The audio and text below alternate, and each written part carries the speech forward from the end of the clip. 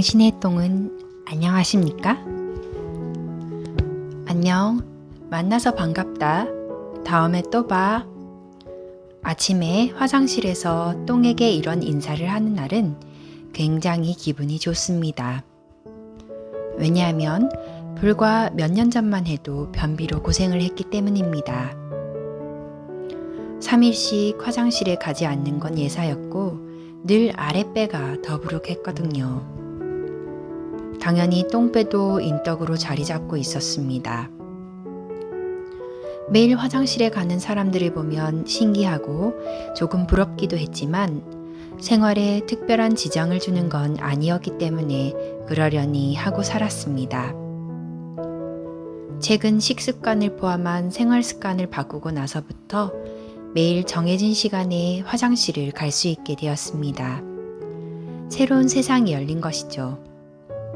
규칙적으로 노폐물을 제거할 수 있게 되니 속이 훨씬 편하고 피부도 놀랄 만큼 매끈해졌습니다. 무엇보다 늘 두루뭉술하게 나와 있던 아랫배가 쏙 들어가게 된 것입니다. 20대 때 병을 앓으며 수개월 동안 항생제를 복용한 적이 있었어요.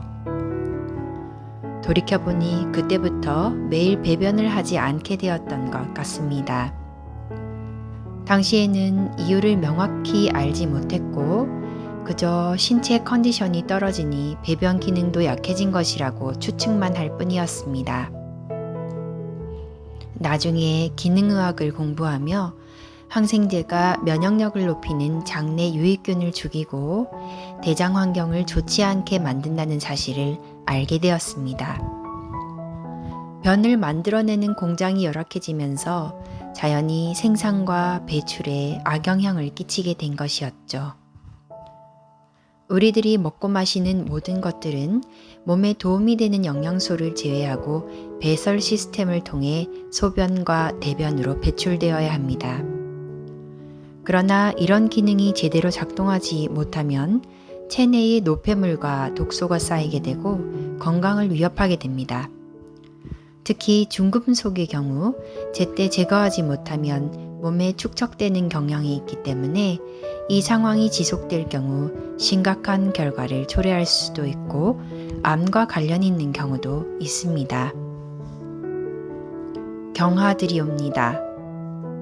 오래전 광해, 왕이 된 남자라는 영화에서 가짜 광해가 메아틀에 큰일을 치르자 숨죽이며 이를 지켜보던 여러 명의 시녀들이 기쁜 목소리로 이를 축하하던 장면이 생각납니다.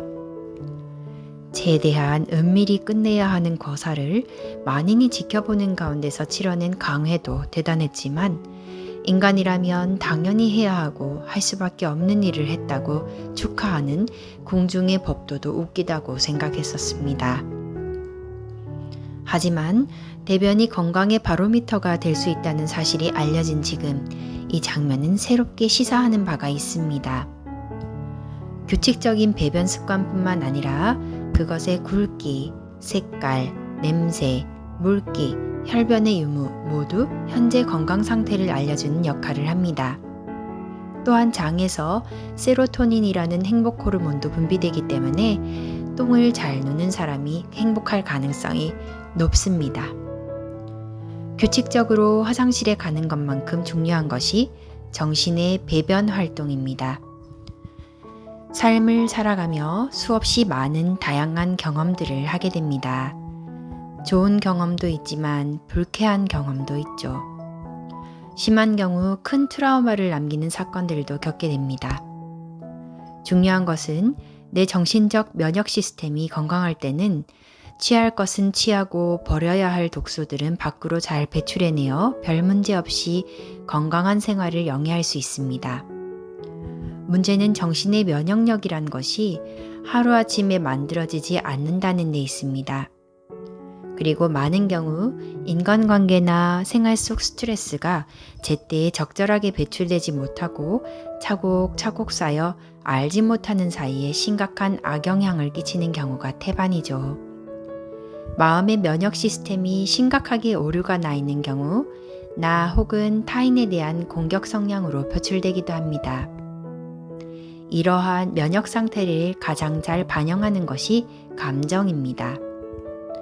별일 아닌 것에 대해 예민하게 반응하거나 감정이 상한다면 마음의 배변 활동이 원활한지 살펴볼 필요가 있습니다. 몸이나 마음이나 먹는 것만큼 중요한 것이 싸는 것이라는 것, 요즘같이 다양하고 자극성이 강한 환경을 살아가는 우리가 반드시 명심해야 할 사항입니다. 들어주셔서 감사합니다.